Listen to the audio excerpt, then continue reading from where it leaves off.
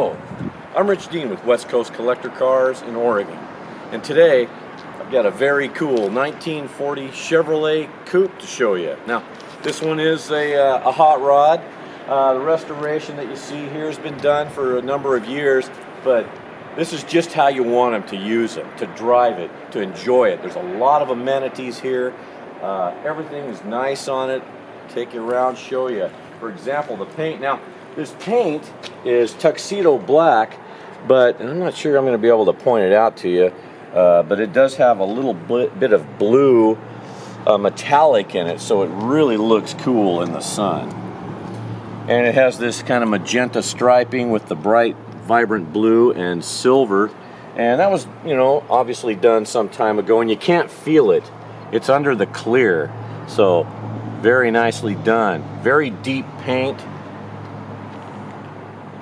This would have been the special deluxe model, so that's your call out. So this is not a business coupe, for example. This one does have a back seat, although you might want to take the grandkids, but I don't think you're going to take 4 adults too easy. It's pretty tight back there, but nevertheless, I'll show you that. Wheels and tires. These are an older American racing style wheel. They're 15s, aluminum, but you got these Hoosier white letter radials on there all the way around. Very cool. Power 4-wheel disc brakes on this car. Stainless steel running boards, which leads me to my next point. This is an all metal car. There's no fiberglass fenders or anything like that. All the trim and bright work is nice, and it's on the car. Taking the interior on this side. Finished in this deep black velour here. Does have power windows.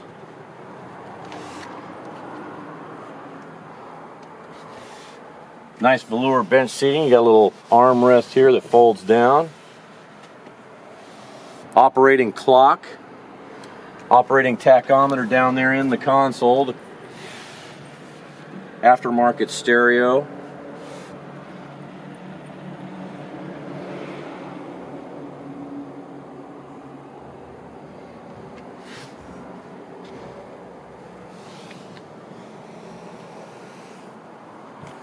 Right here, this was a hot rod trait from many years ago. You can see the little etching there, the rows.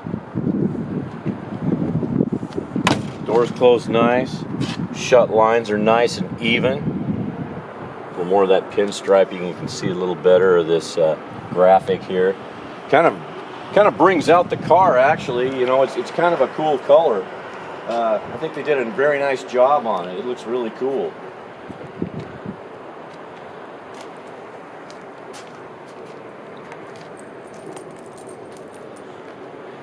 Nice big dual exhaust.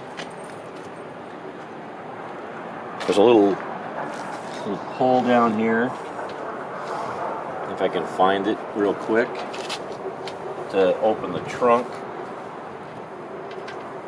Yeah, let me see. Oh, to the middle. So just pull that, trunk opens. Your fuel tank is here. You got a little stash box back in here, as you can see. Yeah, it's really a nicely executed build on this. I like it. Very cool.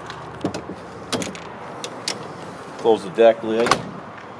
Again, nice fitment here. These have big trunk lids, so I'm gonna make sure that fit is nice. Let me take a little minute here to tell you about the website, westcoastcollectorcars.com. I've got pictures of the car, of course, but the undercarriage as well. Now, it's not detailed under there, which is good in a way, because that way you won't feel like every time you drive it, you got to get under there and wipe everything down. Or if you got caught, say, in the rain or a little more inclement weather, you're not going to freak out like you would if you had a super dialed in, painted up undercarriage. And that's what I like about this. This is a very usable, nice hot rod.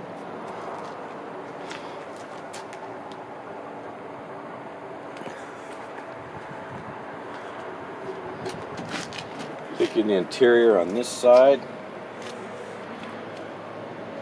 You got full updated gauges. Set in this aluminum panel. The transmission is a 700R4, so you've got automatic with overdrive, billet steering wheel with matching leather grip, tilt column. The differential is a 322 10-bolt Chevrolet, so going down the freeway, you pretty much go as fast as you want to, and this car does drive nicely.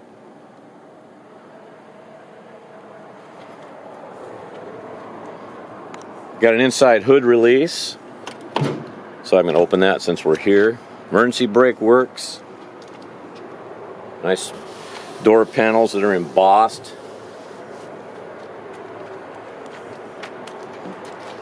Doors close again, nice and easy. All the glass is nice. This does have power windows, like I mentioned earlier.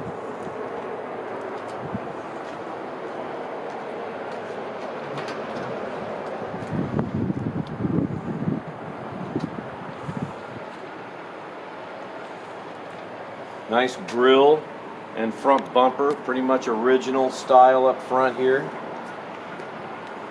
Headlights and turn signals, all of that functions properly. Now, the engine is a 350, bored 30 over, that makes it a 355. Got a nice little Holley 4-barrel there. Again, power 4-wheel disc brakes, power steering, headers, aluminum manifold, air conditioning right here, electric fan that comes on as needed.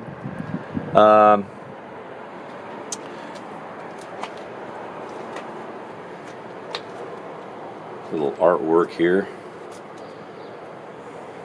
Very clean and nice up under the hood. It's very nicely done hot rod. The AC will blow very cold, so you don't have to worry about that. The car will not overheat.